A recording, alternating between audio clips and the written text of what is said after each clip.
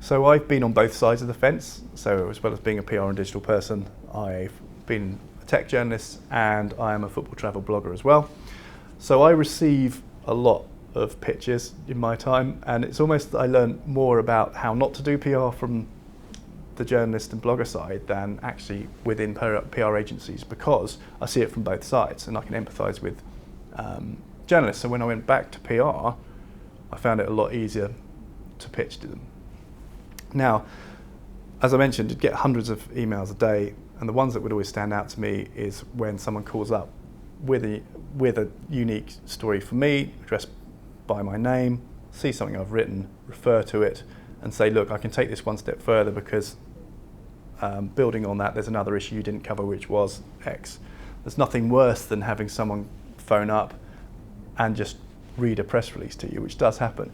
I know the press release is a very tried and trusted way of delivering a piece of news, and I don't think it's going anywhere anytime soon, despite there being a big discussion about its future at the minute within PR circles. But it has to be targeted, it has to be relevant, and these are the key things. Don't send out news if it isn't news. And I know a lot of press releases are written for internal ego purposes, a new announcement of member of staff, etc., etc. That's significant if it's going to impact on the target readership of the organ that you're trying to sell it into. If it's not, then don't bother with it, because you don't want to become over familiar with journalists. They're not going to write about you all the time. That's what advertising is for.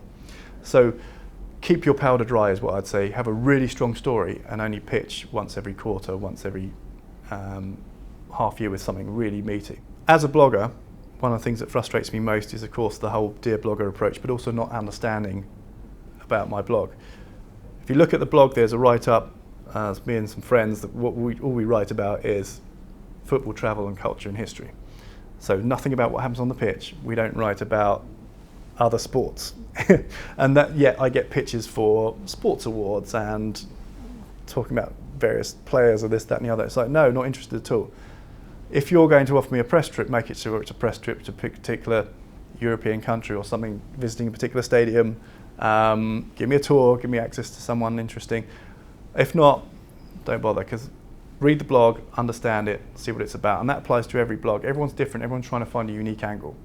And it's up to you, if you're trying to pitch to those people, stand a chance of actually having your content appear there, give them something that's actually going to be of interest to their audience. That's the reason that they have an audience in the first place.